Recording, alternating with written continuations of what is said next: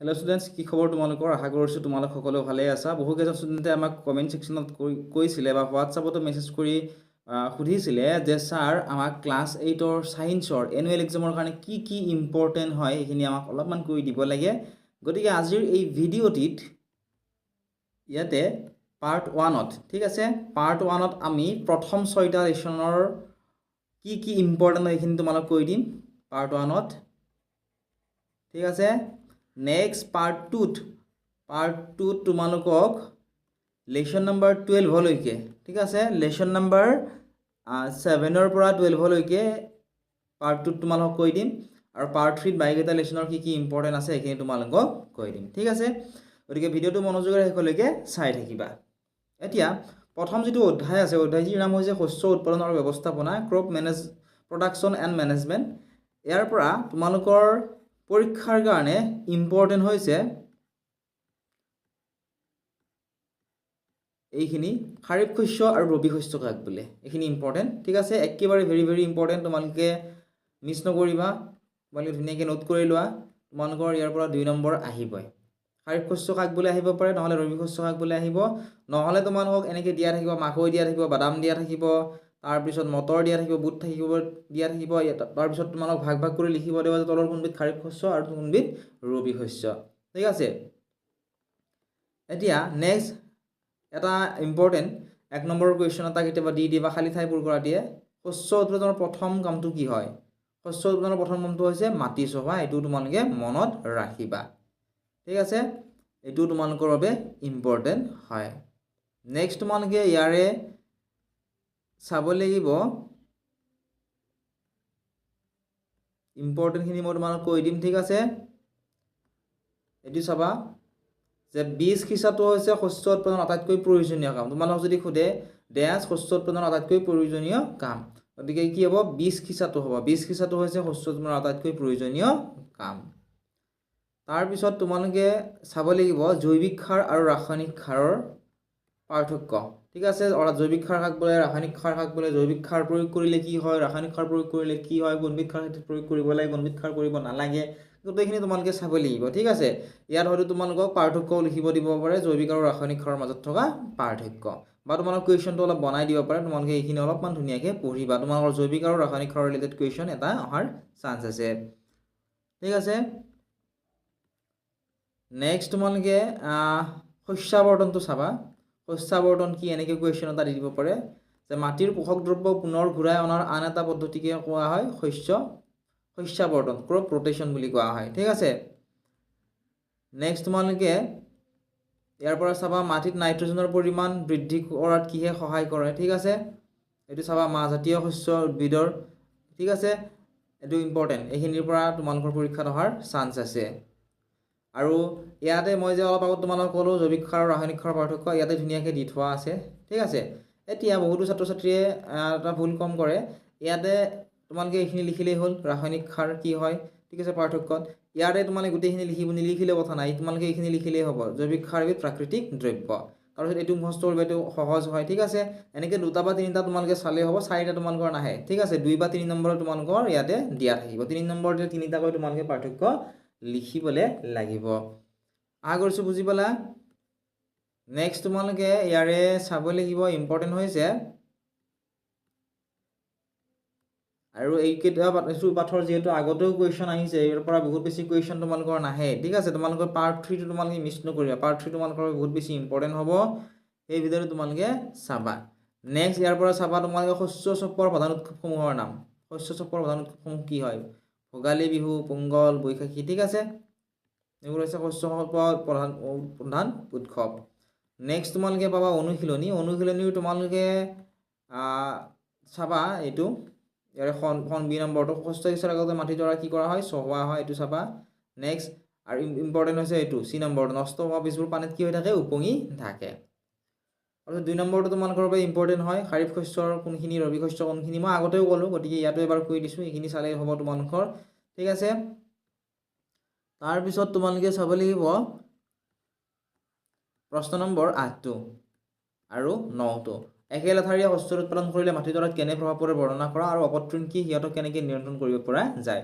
মনত ৰাখিবা তোমালোকৰ এবাৰ পৰীক্ষাত MCQ বহুকেইটা আহিব ঠিক আছে গতিকে MCQ যেহেতু তোমালোকৰ পৰীক্ষাত দিব তোমালোকে পাঠটি ধুনীয়াকৈ তোমালোকে পঢ়িব লাগিব প্ৰত্যেকটো পাঠ মিনিমাম তোমালোকে 4-5 বাৰ তোমালোকে পঢ়িবা ঠিক আছে আৰু মনোযোগেৰে পঢ়িবা কেৱল পঢ়িলেই নহ'ব মনোযোগ দি তোমালোকে পঢ়িবলৈ লাগিব নেক্সট তোমালোকে পাবা 2 নম্বৰ পাঠটো অধ্যায়টিৰ নাম হৈছে অনুজীৱ মিত্ৰ আৰু শত্ৰু ঠিক আছে মাইক্ৰ অৰ্গেনিজমছ ফ্ৰেণ্ড এণ্ড ফ ইয়াৰে তোমালোকে চাব লাগিব অনুজীৱবোৰক কেইটা শ্ৰেণীত ভাগ কৰা হৈছে আৰু কি কি ধুনীয়াকৈ দি থোৱা আছে অনুজীৱবোৰক 4টা শ্ৰেণীত ভাগ কৰা হৈছে কেইটা আছে বেক্টেৰিয়া ভেকুৰ প্ৰটোজোৱা আৰু শেলাই ঠিক আছে এইখিনি চাবা নেক্সট তোমালোকে কি চাব লাগিব তোমালোকে ইয়াৰে চাব লাগিব মিত্ৰ অনুজীৱৰ বিষয়ে ঠিক আছে মিত্ৰ অনুজীৱ বা তোমালোকে পৰীক্ষাত এনেকৈ দিব পাৰে যে দৈ বা পাইৰুটি প্ৰস্তুতকৰণত কেনেকুৱা ধৰণৰ অনুজীৱ ব্যৱহাৰ কৰা হয় ইয়াৰ ৰিলেটেড কুৱেশ্যন তোমালোকৰ আহি থাকে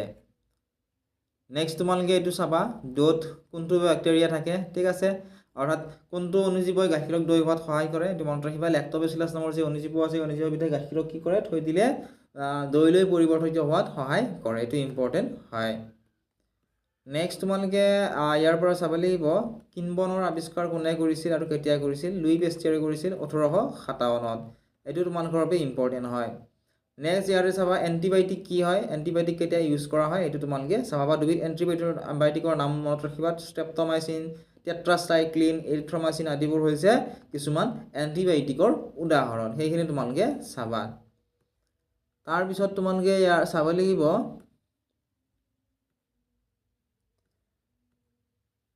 ইয়াৰ পৰা ইম্পৰ্টেণ্ট হৈছে তোমালোকৰ বাবে মাইকী এনফিলিমছ মহ মেলেৰিয়া পৰজীৱী বীজাণুৰ বাহক কি হয় তো মাইকী আনবিধ মহ হৈছে মাইকী এনফিলিছ মহ ইয়াত মেলেৰিয়া পৰজীৱী বীজাণুৰ বাহক ঠিক আছে আৰু মাইকী এইডিছ মহ হৈছে ডেংগু ভাইৰাছৰ বাহক এইখিনি তোমালোকে মনত ৰাখিবা মেলেৰিয়া পৰজীৱীৰ বাহক কি আৰু ডেংগু ভাইৰাছৰ বাহক কি হয় কাৰণ পৰীক্ষাত এই দুটাৰ যদি তুমি কেতিয়াবা ডেংগু ভাইৰাছৰ বাহক কি হ'লে তোমালোকে মাইকী এনফিলিছ মহে লিখি থৈ আহা তেতিয়া কিন্তু তোমালোকৰ ভুল হ'ব ঠিক আছে নেক্সট তোমালোকে ইয়াৰ পৰা চাব পাৰা ইয়াৰ পৰা 1 নম্বৰ এটা কুৱেশ্যন বনাই দিব পাৰে কেনেকৈ দিব যে যক্ষ্মা ৰোগ কিহৰ দ্বাৰা হয় বেক্টেৰিয়া ভাইৰাছ প্ৰটোজোৱাৰ দ্বাৰা নে এটাও নহয় এনেকৈ 4টা অপশ্যন থাকিব ঠিক আছে গতিকে যক্ষ্মা ৰোগ কিহৰ দ্বাৰা হয় যদি সোধে বেক্টেৰিয়াৰ দ্বাৰা হয় লিখিব লাগিব 4টা অপশ্যনৰ ভিতৰত ইয়াৰ পৰা 1 নম্বৰ এটা আহিব ঠিক আছে ইয়াৰ পৰা ইম্পৰ্টেণ্ট হৈছে তোমালোকৰ বাবে যে উদ্ভিদৰ হোৱা এবিধ ৰোগ হৈছে সাইট্ৰাছ কেংকাৰ ঠিক আছে এই ৰোগবিধ কিহৰ দ্বাৰা হয় কিহৰ কাৰণে হয় বেক্টেৰিয়াৰ কাৰণে হয় ঠিক আছে উদ্ভিদৰ বেক্টেৰিয়াৰ হোৱা ৰোগবিধৰ নাম লিখিবলৈ দিয়ে প্ৰায় পৰীক্ষাত আহি থাকে এইটো ইম্পৰ্টেণ্ট হয় তোমালোকে মিছ নকৰিবা এইটো তোমালোকে মনত ৰাখিবা এইটো হৈছে সাইট্ৰাছ কেংকাৰ বুলি কোৱা হয় এইখিনি যদি ফলো কৰা তোমালোক যিখিনি কৈছোঁ তোমালোকে পৰীক্ষাত 95+ পাবাই গতিকে মনোযোগ দি তোমালোকে ভিডিঅ'টো শেষলৈকে চাবা নেক্সট তোমালোকে ইয়াৰ পৰা চাব লাগিব পাষ্টিয়ৰি কৰা গাখীৰ কি হয় ঠিক আছে বা পাষ্টিয়ৰি কৰা গাখীৰ উতলাই নোলোৱাকৈ কিয় খাব পাৰে এনেকৈ কুৱেশ্যন এটা দিব পাৰে এইখিনি তোমালোকে পঢ়িবা ইয়াৰ পৰা ইয়ালৈকে তোমালোকে পঢ়িব লাগিব নাইট্ৰজেন যৌগীকৰণৰ বিষয়ে এইটো ইম্পৰ্টেণ্ট হয় ইয়াৰ পৰা কুৱেশ্যন তোমালোকৰ পৰীক্ষাত প্ৰায়ে আহি থাকে নাইট্ৰজেন যৌগীকৰণৰ ৰিলেটেড কুৱেশ্যন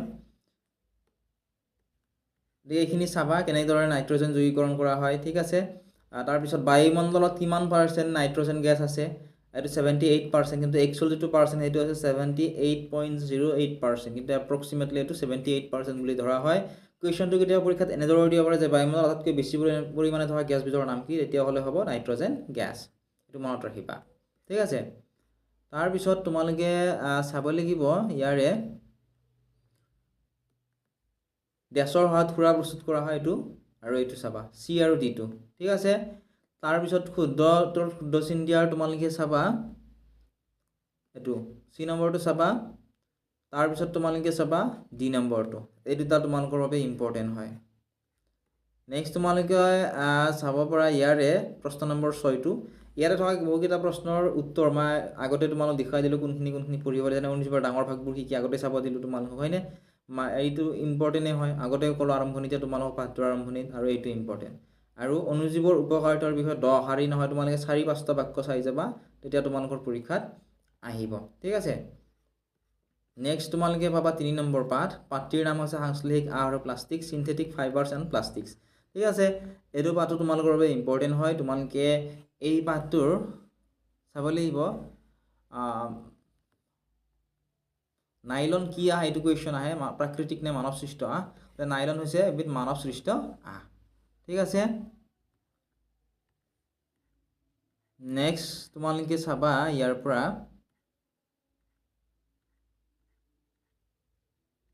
পেট কি হয় সুধে PET কি হয় ইকুৱেশ্যনটো আহি থাকে ঠিক আছে ওতে লিখিবা PET হৈছে বা পেট হৈছে পলিয়েষ্টাৰৰ এবিধ খুব পৰিচিত ৰূপ এইটো ইকুৱেশ্যন ইম্পৰ্টেণ্ট হয় বহুতো ছাত্ৰ ছাত্ৰীয়ে পৰীক্ষাৰ সময়ত ভাবে যে এইটো কুৱেশ্যন দেখো আমাৰ কিতাপত নাইয়ে কাৰণ তেওঁলোকে কি নপঢ়ে পাঠটি ভালদৰে নপঢ়ে ওতে এইটো চাবা তোমালোকে এইটো ইম্পৰ্টেণ্ট হয় ঠিক আছে নেক্সট তোমালোকে চাবা ইয়াৰ পৰা তোমালোকৰ বাবে ইম্পৰ্টেণ্ট হৈছে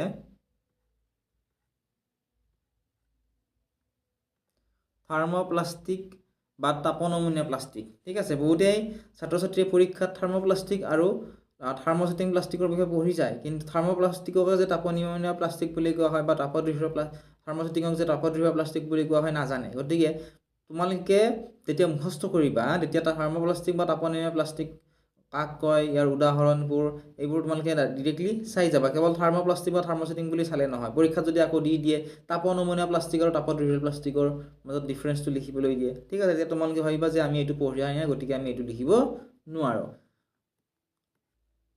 মই এইখিনি এইভাবে কৈছো কাৰণ আগতেও বহুতো ছাত্ৰ ছাত্ৰী এনেকুৱা ধৰণৰ প্ৰবলেমবোৰ হৈছে গতিকে ছাত্ৰ ছাত্ৰীসকলে আমাক জনাইছে যে স্যাৰ এইটো আমি জানিছিলো কিন্তু অলপমান বেলেগ কৈ দিয়াৰ কাৰণে আমি উত্তৰটো লিখিবলৈ নোৱাৰিলো নেক্সট তোমালোকে ইয়াৰ পৰা চাব লাগিব ইম্পৰ্টেণ্ট হৈছে 4R নীতিটো ঠিক আছে 4R নীতিটো ইম্পৰ্টেণ্ট হয় 4R নীতিত থকা প্ৰথমটো আৰে বুজাই হ্ৰাস কৰা দ্বিতীয়টো আৰে বুজাই পুনৰাবৰ্তন কৰা তৃতীয়টো আৰে বুজাই পুনৰাবৰ্তন কৰা চতুৰ্থটো আৰে বুজাই পুনৰুদ্ধাৰ কৰা অৰ্থাৎ ইংলিছত 4R মানে হৈছে এটা ৰিডিউস আনটো হৈছে ৰিইউজ আনটো ৰিসাইকেল আৰু এটা ৰিকভাৰ এই চাৰিটা চাবা 4R নীতিটোৰ বিষয়ে প্ৰায় পৰীক্ষাত কুৱেশ্যন আহি থাকে নেক্সট তোমালোকে ইয়াৰে চাব লাগিব এটো তোমালোক কলোৱে তোমালোক অলপ আগতে যে তাপনমনীয় প্লাষ্টিক আৰু তাপদ্ৰব্য প্লাষ্টিকৰ মাজত থকা পাৰ্থক্য ব্যাখ্যা কৰিবলৈ দিছিল ঠিক আছে নেক্সট তোমালোকৰ ইয়াৰ পৰা ইম্পৰ্টেণ্ট কুৱেশ্যন হৈছে এইটো কুৱেশ্যন নম্বৰ 12 তো পৰাপক্ষত প্লাষ্টিক এৰাই চলিবা এই পৰামৰ্শৰ ওপৰত মতামত দিয়া এইটো কুৱেশ্যন ইম্পৰ্টেণ্ট এইটো চাবা ঠিক আছে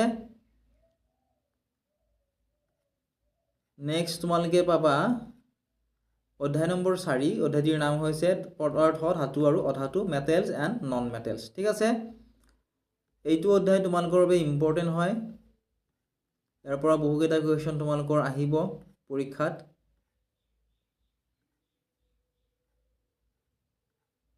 ঠিক আছে ইয়াতে এই যিকেইটা বিক্ৰিয়া আছে ঠিক আছে যেনে ইয়াতে লো আৰু মেগনেছিয়ামৰ সৈতে ঘটা অক্সিজেনৰ বিক্ৰিয়াটো ইয়াতে ধুনীয়াকৈ দি থোৱা আছে ঠিক আছে এটো সম্পূৰ্ণ আমাক কৰিবলৈ দিছিল ঠিক আছে এনেকুৱা ধৰণৰ বিক্ৰিয়া কিটা চাবা ইয়াৰ পৰা এনেকুৱা ধৰণৰ বিক্ৰিয়া আহিব তোমালোকৰ পৰীক্ষা যদি চোৱা নাই এতিয়ালৈকে তোমালোকে চাবা লগতে ইয়াৰ পৰা তোমালোকে আন এটা বস্তু চাব লাগিব বিদ্যুতৰ সুপৰিবাহী আৰু বিদ্যুতৰ কুপৰিবাহী কোনবোৰ সেয়াও তোমালোকে চাব লাগিব ঠিক আছে এইখিনি ইম্পৰ্টেণ্ট তোমালোকৰ এইবাৰৰ পৰীক্ষাৰ কাৰণে যিকেইটা ইয়াতে এনেকুৱা ধৰণৰ বিক্ৰিয়া দিছে এইকেইটা তোমালোকে চাবলৈ একেবাৰে নাপাহৰিবা বিক্ৰিয়াৰ ৰিলেটেড কুৱেশ্যন তোমালোকৰ পৰীক্ষাত আহিবই এইটো গ্যাৰান্টি ঠিক আছে তোমালোকে কিন্তু মিছ নকৰিবা কাৰণ তোমালোকৰ এইটো এনুৱেল এক্সাম হয় অলপমান তোমালোকে টান পাবা এইটো এটা কুৱেশ্যন ঠিক আছে গতিকে এই বিক্ৰিয়াখিনিত বিশেষকৈ তোমালোকে টান পোৱা বহুতো ছাত্ৰ ছাত্ৰীয়ে গতিকে বিক্ৰিয়াকেইটা তোমালোকে ধুনীয়াকৈ চাই যাবা তেতিয়া তোমালোকৰ পৰীক্ষাত কোনো অসুবিধা নহয়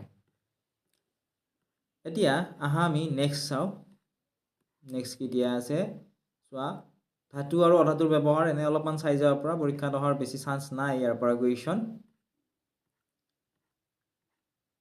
তাৰ পিছত আমি পাম অনুশীলনীৰ একেটা 3 নম্বৰটো কিটা চাবা 3 নম্বৰ কিটা ইম্পৰ্টেণ্ট ঠিক আছে নেক্সট তোমালোকে চাব লাগিব কাৰণ দৰ্শোৱাৰ তোমালোকে প্ৰথমটো চাবা খাদ্য সামগ্ৰী মেৰিয়াবলৈ এলুমিনিয়ামৰ পাত কিয় ব্যৱহাৰ কৰা হয় সোডিয়াম আৰু পটাছিয়ামক কেৰাচিনত কিয় ডুবাই ৰখা হয় ঠিক আছে এটো চাবা এখিনি ইম্পৰ্টেণ্ট হয় তোমালোকৰ বাবে নেক্সট তোমালোকে পাবা অধ্যায় নম্বৰ 5 অধ্যায়টিৰ নাম হৈছে কয়লা আৰু পেট্ৰলিয়াম কয়েল এণ্ড পেট্ৰলিয়াম। ঠিক আছে, এই অধ্যায়টো তোমালোকে চাব লাগিব। 5 নম্বৰ অধ্যায়। এই অধ্যায়টিৰ তোমালোকে চাবা ইয়াৰ পৰা ইম্পৰ্টেণ্ট হৈছে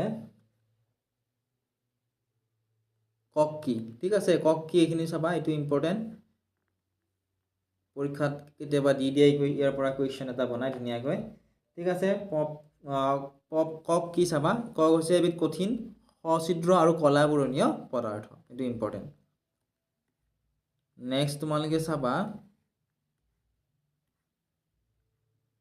এইটো, পৃথিৱীৰ প্ৰথমটো তৈল খাদ কিমান চনত খন্দা হৈছিল? এইটো মনত ৰাখিবা। আমেৰিকা যুক্তৰাষ্ট্ৰৰ পেনচিলভেনিয়াত খন্দা হৈছিল 1859ত। ঠিক আছে, এইটো ইম্পৰ্টেণ্ট হয়।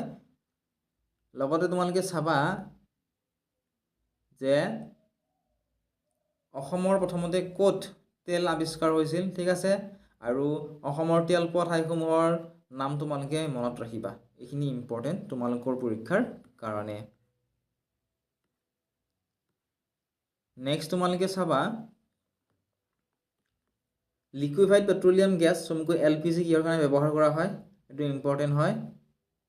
বিটুমেনটো চাবা, বিটুমেনৰ ৰিলেটেড কুৱেশ্যন পৰীক্ষাত দিয়ে। ৰং আৰু ৰাস্তাৰ উপৰিভাগৰ পকীকৰণ ব্যৱহাৰ কৰা হয় বিটুমেন। ঠিক আছে, নেক্সট আমি পাম অনুশীলনী।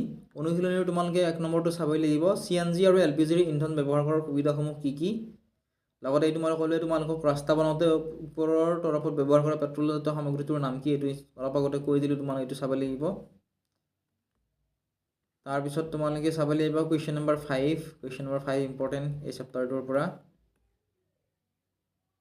নেক্সট চোৱা, এনেকুৱা ধৰণৰ কুৱেশ্যন দিয়ে। জীৱাশ্ম ইন্ধনসমূহ কিয় নিঃশেষীয় প্ৰাকৃতিক সম্পদ ব্যাখ্যা কৰা। এইকেইটা চালে তোমালোকৰ হ'ব এই পাঠটিৰ পৰা। নেক্সট তোমালোকে পাবা অধ্যায় নম্বৰ 6। অধ্যায়টিৰ নাম হৈছে দহন আৰু সীসা, কম্বানশ্যন এণ্ড ফ্লেম।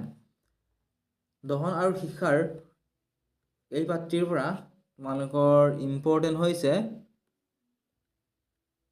দাহ্য আৰু অদাহ্য। ইয়াতে দি থোৱা আছে দাহ্য আৰু অদাহ্য কি হয়। ঠিক আছে, এইখিনি চাবা তোমালোকে। নেক্সট তোমালোকে ইয়াৰ পৰা চাব লাগিব তোমালোকৰ ইম্পৰ্টেণ্ট হৈছে এইখিনি অলপ পঢ়িবা। ঠিক আছে, উচ্চ চাপত থকা পানী ছটিয়াই কেনেকৈ ফায়াৰমেনে জুই নিৰ্বাপিত কৰে, এইটো তোমালোকে চাবা। এইখিনি পঢ়িবা, আমি কেনেকৈ জুই নিয়ন্ত্ৰণ কৰোঁ।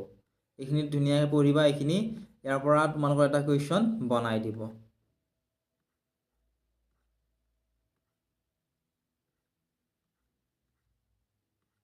ঠিক আছে, নেক্সট তোমালোকৰ বাবে ইম্পৰ্টেণ্ট হৈছে চিত্ৰ। এইটো একেবাৰে ইম্পৰ্টেণ্ট, তোমালোকে একেবাৰে মিছ নকৰিবা এই চিত্ৰটো। ঠিক আছে, এইটো চিত্ৰ মমবাতিৰ সীসাৰ বিভিন্ন মণ্ডলসমূহ। এইটো চাবা তোমালোকে ঘৰত ধুনীয়াকৈ আঁকি চাবা কোনটো কি হয়। তোমালোকে পৰীক্ষাত এনেকৈ তোমালোকে ধুনীয়াকৈ লিখি দিব লাগিব। ঠিক আছে, সৰ্বাধিক তপত কোনি, মধ্যমীয়া তপত, সৰ্বনিম্ন তপত, মমবাতি এডাল। ঠিক আছে, এইখিনিতো তোমালোকে জানিবাই। তলৰখিনিত কি হয়? সৰ্বনিম্ন তপত, মাজৰখিনিত মধ্যমীয়া তপত, ওপৰখিনি সৰ্বাধিক তপত। গতিকে এইখিনি তোমালোকে অলপমান চাবা। বহিৰ্মণ্ডল কেনেকুৱা নীলা, মাজৰখিনি কি হয়? মধ্যমণ্ডলটো হালধীয়া, আৰু তলৰখিনি কি হয়? অৰ্থাৎ ভিতৰৰ মণ্ডলটো কি হয়? ক'লা। এই চিত্ৰটো তোমালোকে চাবই লাগিব তোমালোকৰ পৰীক্ষাৰ কাৰণে। এইটো চিত্ৰ প্ৰায় পৰীক্ষাত আহি থাকে। ঠিক আছে, নেক্সট চাওঁ আহাচোন। ইয়াৰ পৰা ইম্পৰ্টেণ্ট হৈছে